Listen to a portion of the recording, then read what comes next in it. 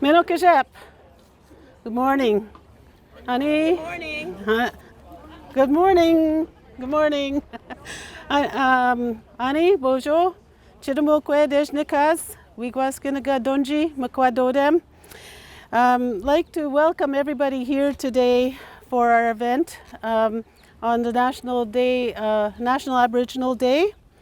We are gathered here at the Cairn, and really it's about building allyship in real time, I would say.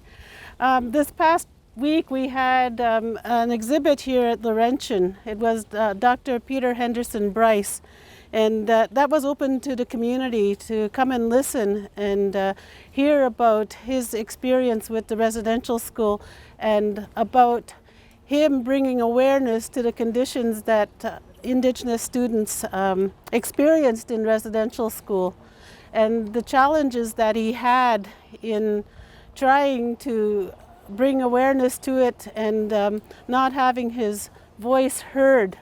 And so he was one of the very first allies that we've had with people supporting Indigenous people. And I wanted to talk a little bit about the Cairn today. And it was the United Church that was having their conference here in 1986. And they came down, the people who attended the conference brought stones from all over Canada. They brought the stones with them. You'll see some of these stones that are here built into the cairn. And they had their conference, and the Indigenous people were set up down here in their teepee. And they were talking about what was happening with Indigenous people, and the conference attendees talked about making an apology to Indigenous people. And so they talked about it for a while, and then they came down and made their apology to the people that were here. And they thought about that apology for a while and didn't answer it right away, didn't reply to it. And eventually said, you know, we need to have some actions to this apology. So the next year, when they had their conference, they came and they acknowledged the apology and said that there need to be some concrete action taken from this. And so they built this, Rita McVeigh, I believe is the name. Maxine McVeigh was coordinator of this and worked with Art Solomon to design this cairn. And the Reverend was from Scotland, who was part of this as well, was familiar with the cairn, the idea of a cairn. So they together designed this cairn, this Apology Cairn. And eventually did they accept the apology? Not yet. Not yet. The apology still hasn't been accepted. They acknowledged it. And so the United Church has been working really hard at making amends and putting in place actions that would speak to that apology, and still waiting for the Indigenous peoples to accept that apology. So they were probably one of the first churches to make the first church to make the move to apologize for the experiences that Indigenous people had. And one of those individuals that was at the conference, her name was Alberta Billy, and very, very influential in making changes within the United Church. And I heard that she passed away on June 13th this year. And so I'd like to take a few moments to just have a moment of silence for her and think about the contributions that she made to the church and to Indigenous peoples, and you know, really spoke on behalf of Indigenous populations. So take a moment here, and somebody can time for me.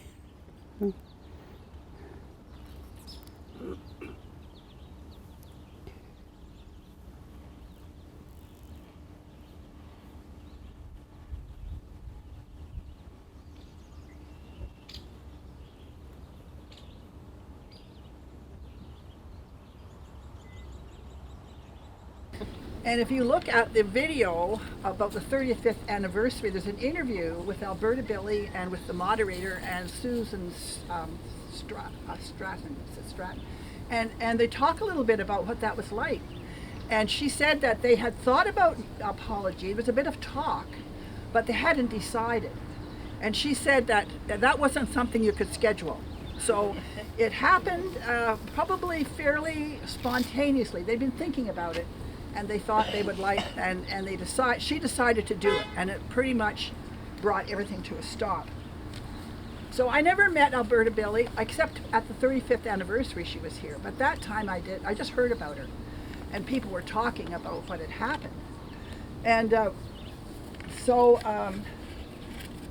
that went on, and the next day, people were saying things like, the older people in the group were saying, like, what's this about? How could this have happened? And why should we be apologizing? We didn't do anything wrong. It's not up to us to apologize. And younger people were saying, well, tell us about this. What's really happened? So there was a lot of different thinking, people feeling pretty reactionary to some of it, and other people saying, well, we'd like to know more about what's really happened. And then, of course, we heard the story this morning about how the cairn got built. There were people there who said, we need to do something here. And they, Maxine McVeigh and Art Solomon and Stu Bell and other people decided they would make this cairn. And they got the rock from the Whitefish River community, and they built the cairn. And the cairn has gone through some different phases, but it's always been here, and we weren't really much maybe aware of it in the church, like I speak for myself, but we would hear about it at our presbytery meetings, which would be like the Sudbury area would get together, and Maxine McVeigh would say, you know, we need to look after the cairn. We need to know the story, and we need to look after the cairn. And so we would hear about it, but we didn't do a lot about it that I remember. It was just part of the story. Most of us weren't really aware of that, and I would say Maxine would be one of the first allies, because she knew that something really important had happened. And she was one of probably the first allies that there was to make this happen. And she talks in the video there on the 35th anniversary of how much fun she and Art Solomon and the others had to build the cairn, how it was really part of their life together, and it meant so much to her. So that was a really important thing to her. And there are lots of questions about the cairn, like who it belongs to and who's supposed to look after it and whether it's going to be a heritage project. We don't know anything about that, but there are two key women that I wanted to lift up this morning, and we've already actually named them both, thank you. And one of them is Maxine, for whom this was a very special place and a very special thing to do. And Maxine died earlier this winter, quite suddenly. We all feel quite bereft of her presence, because she was a strong speaker for reconciliation. And I remember Maxine at a meeting. Before we heard about the graves last spring out in BC, Maxine would talk about the graves that were on the site at the Massey School. She'd say, I know there are graves there. I have heard there are graves.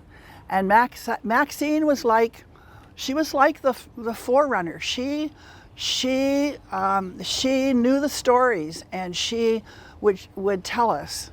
I don't think we listened very well, but she still told us the stories. So I hold Maxine up as a very strong ally that we didn't maybe appreciate enough. That's what I say for myself. I admire her terribly. And she was a leader. She was a leader who spoke out at a time when people didn't. She spoke her truth at a time when people really didn't know what the truth was. But she did. And these are the words that I picked up on the video. There's a video of the 35th anniversary when people were gathered around the cairn here. And these are the words that Maxine said. And I think these are Maxine's words. She said, walk together, respect each other, and listen and learn. And I think those are words. If we do anything for a memorial for Maxine, I'm going to suggest that those words go on it, because I think that's her story, and it should be our story too. And then last week we heard about the death of Alberta Billy, and she is a famous person in our church because she blew the whistle, and she was the one who spoke up at General Council with the report from the All Native Circle. She went off script, so to speak. She went off the script and she said, we need an apology from the United Church of Canada. And you know, it didn't happen right away, and we're still in the process of having the apology accepted, but we are a lot more aware than we were. And so when I look at Alberta Billy was very brave, and I think about her. She didn't have a big voice. When you look at the video about the 35th, that interview, Alberta Billy is quiet spoken, and she has a soft voice. She didn't have a big voice, but she found herself in a place where she would be heard. She found herself in the General Council of the United Church of Canada, which is the highest court of the United Church. She found herself there, and she found her voice, and she spoke up. It may not have been loud, but it was strong. It was a strong voice. And I think that we who are privileged, we sit in the high court every day, the so-called high court. We sit in the high court of our lives every day, and we can speak out. We are called to speak out. I'm getting emotional. We are called to speak out, and as Alberta Billy was able to speak out, so can we. And so that is my call to all of us today, to speak out and speak up.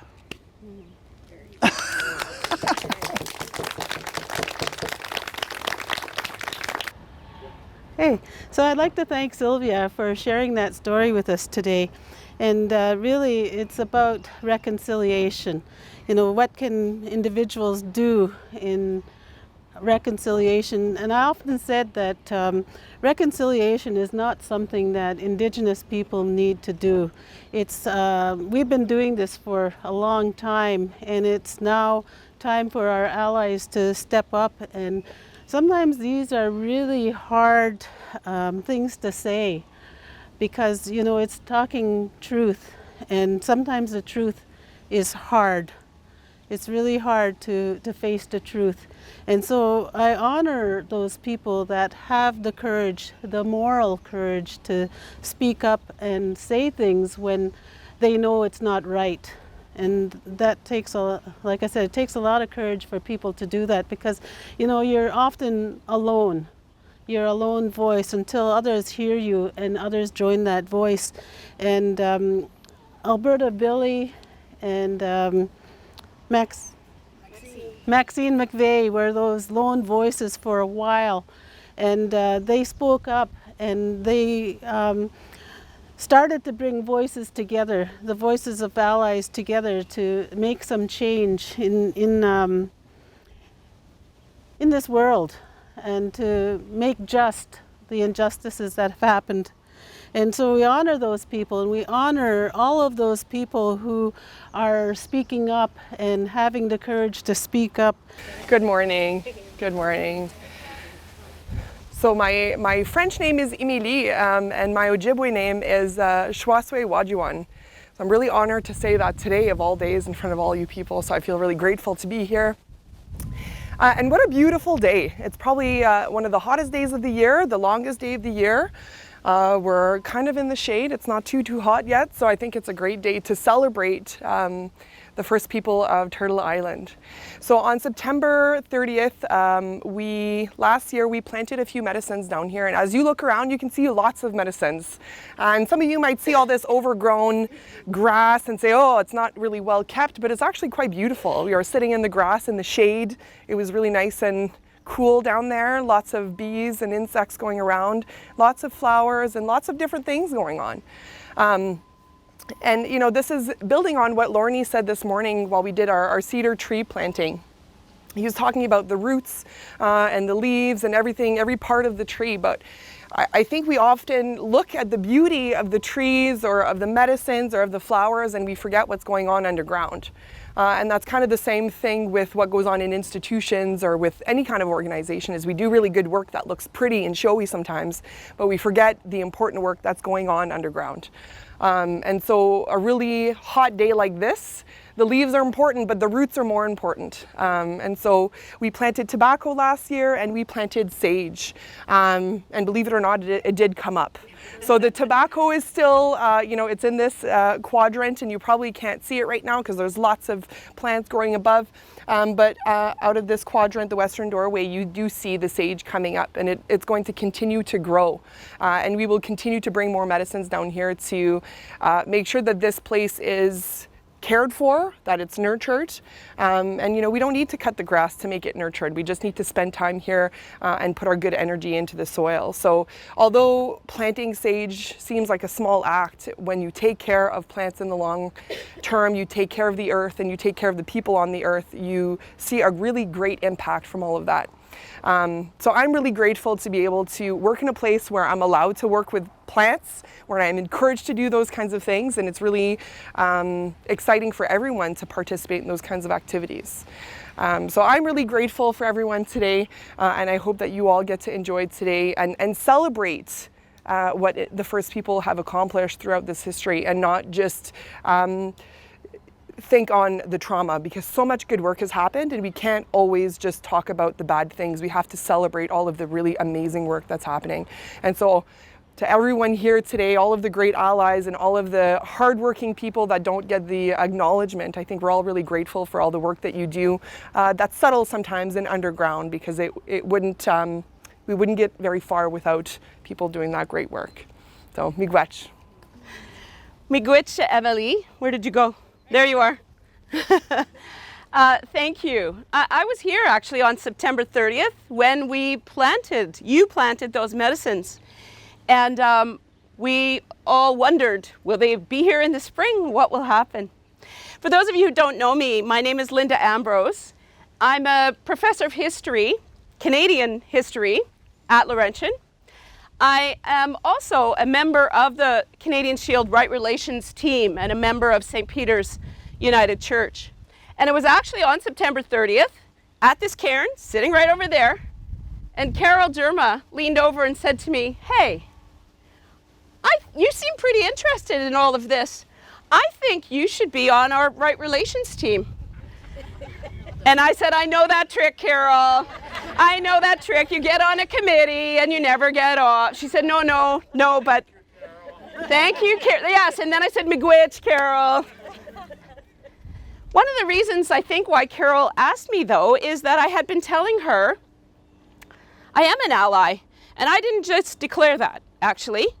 It was someone that's very dear to many of us here, Sheila Cote-Meek, who used to work at Laurentian. And she's the one who said to me, "You are an ally." And I said, "Moi?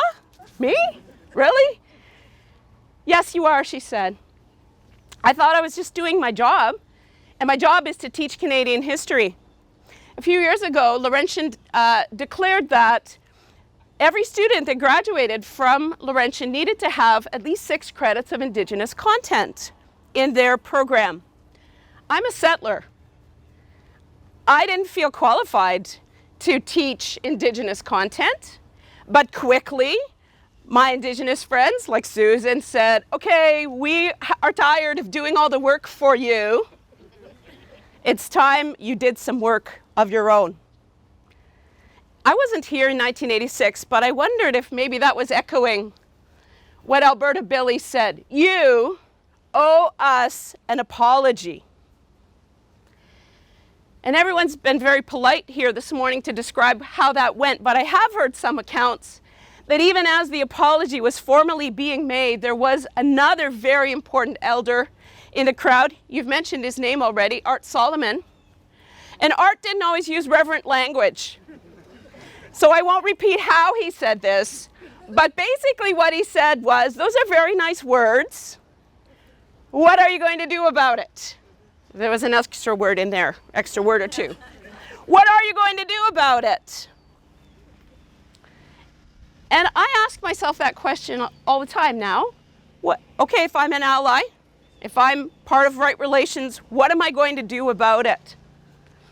Part of what I have done for several years now is teaching a first-year pre-Confederation Canadian history course. The mandate was, okay, it has to be 50% Indigenous content. That's not how I was trained. I didn't know what I was doing. I had work to do. I worked and I found a textbook that is written by an Indigenous person. And I put that book together with the settler version of the past, and my students were reading two stories in parallel. They're very different stories, as you can imagine. The settler story is, woohoo! Spoiler alert, this is all heading toward Confederation, the big success. The Indigenous history is very different, isn't it? Friends came, we welcomed, we said, yes, let's share. Things went downhill. There weren't even residential schools yet. But in that early period, there were already signs this is not going well at all. So when the settlers first arrived, they were just explorers, but then they did settle. And then they kind of felt like they were the boss of it all. And so while the settler version goes like this, the Indigenous version is going in a very different direction with a very different tone. At first, Indigenous people were useful. Teach us how to live, survive a winter. Oh, we should drink cedar tea? Okay. Yeah, that's a good idea. Then you won't get scurvy. You're going to need that vitamin C. Then wars happened. The War of 1812. Indigenous people said, yes, okay, we are very interested in being allies with the British because, well, it's kind of the lesser of two evils, right? You're better to us than the Americans, so okay, we'll stand with you. I teach my students, nobody won the War of 1812. But Indigenous people lost. They lost a lot. And from that point on, if not before, instead of being allies and friends and helpful, Indigenous people came to be regarded as a problem. Not even a problem to be solved, but a problem to be eliminated. And the deep roots of that racism are all through the history that I teach. So I turned to my resource people, Cynthia. She's here, I think. Cynthia, there she is. She takes every student in my class through the blanket exercise. That's history condensed into an hour or less. First time I did the blanket exercise, I thought I was pretty arrogant.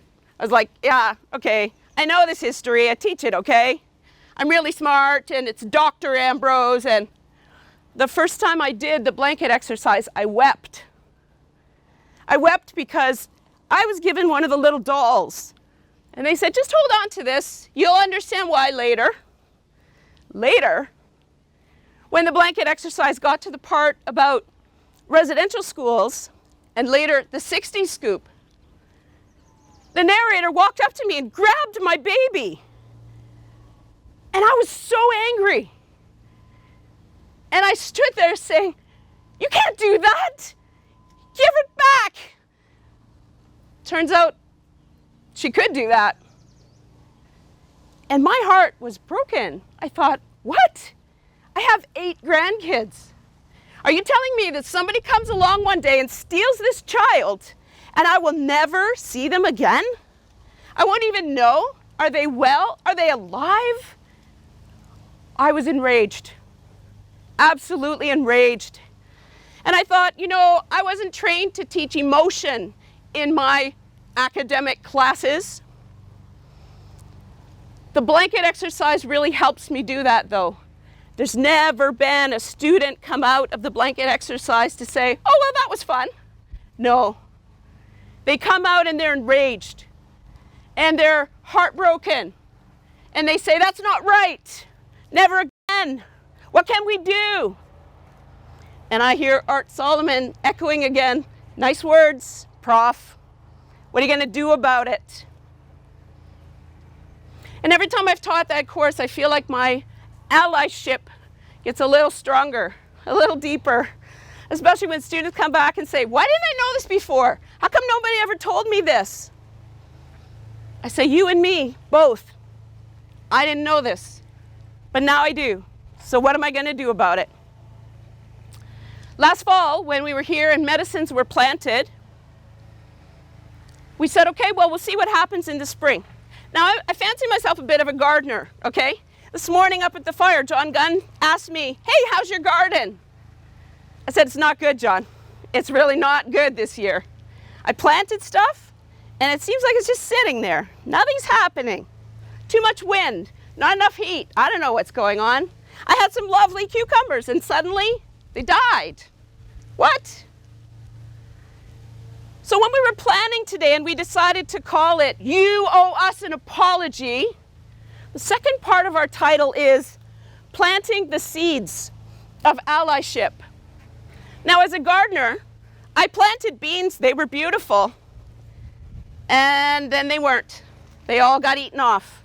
Okay, I'm going to have to replant them. So that's what I did. I planted other things last fall. They didn't survive. I had to replant them. Start over. Try again. The teaching this morning up at the fire, you only see what's going on above the surface, and hopefully it looks beautiful. But what's going on below, that's way more important, and you can't see that part.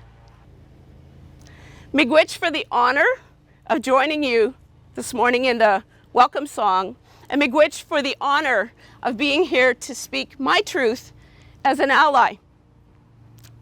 I'm a work in progress. There's stuff going on under the surface, and it needs to be tended. And I need to replant sometimes or prune a little bit.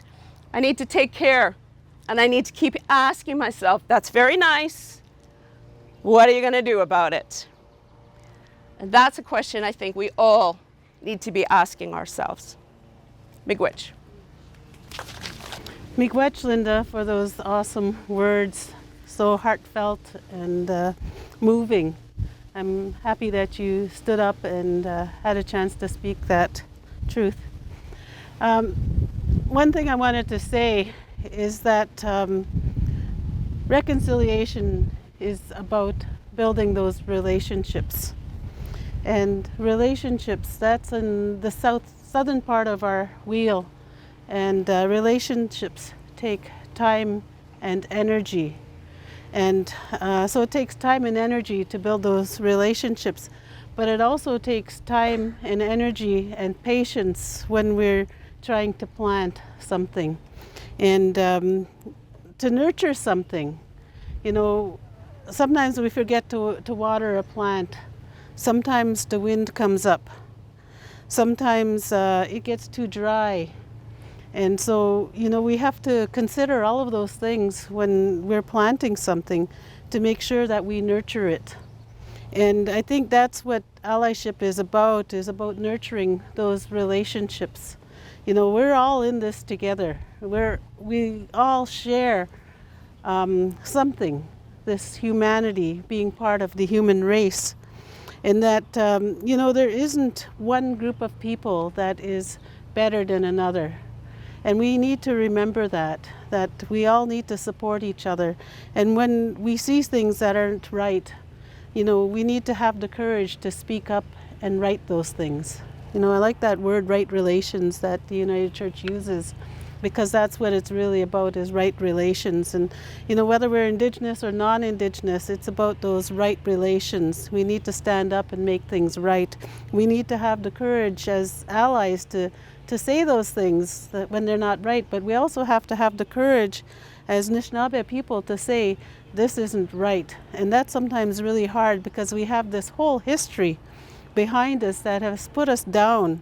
And, you know, it's really hard for us to stand up I like working with the Indigenous programs in the Indigenous Student Affairs Office at Laurentian here, because we're all a family and we all come from a like mind, and we all support each other. We stand each other up. And so it's safe there. It's safe there, and we can say things to one another. But when we're not in that group and we're out there in the world by ourselves, it's harder to say those kinds of things, and we have to have that courage to speak those things and hope that, you know, others around us are going to stand us up, just like our group stands each other up here. And I think that's really important when we talk about relationships, that those are things that need to be nurtured, and we need to stand each other up. And, you know, this is the beginning. And we're hoping that as time goes on, we continue to build these strong relationships with allies, and that our allies will stand us up as much as we need to stand each other up. So I'll thank everybody for coming here today and for being with us at this, what we call it? What's the title? My mind is going. You owe us an apology. You owe us an apology. And I don't know if that was on purpose or not. my little thing here is like somebody's up there is helping me. Yeah, and so, you know, you owe us an apology. And I think that the making things right, this is a responsibility that each and every one of us has to make things right, you know. And I'd like to thank everybody again for being here and celebrating at the Cairn today. And we have one more song that we're going to do, and Carol's going to introduce this song, so I'll stand real close to her. And before I introduce this, I'd just like to acknowledge that the chair of our Right Relations Committee, Lisa Blaise, is with us today. She came from North Bay to be part of this occasion. So thanks, Lisa. Okay, you can introduce the song. And the traveling song was written by a group of women who were meeting out in Banff. I think it was in the late 80s or 90s. And they did it together, and it was to see everybody safely home. So we sing it today so all of you will have a safe trip home. And please enjoy the rest of this special day.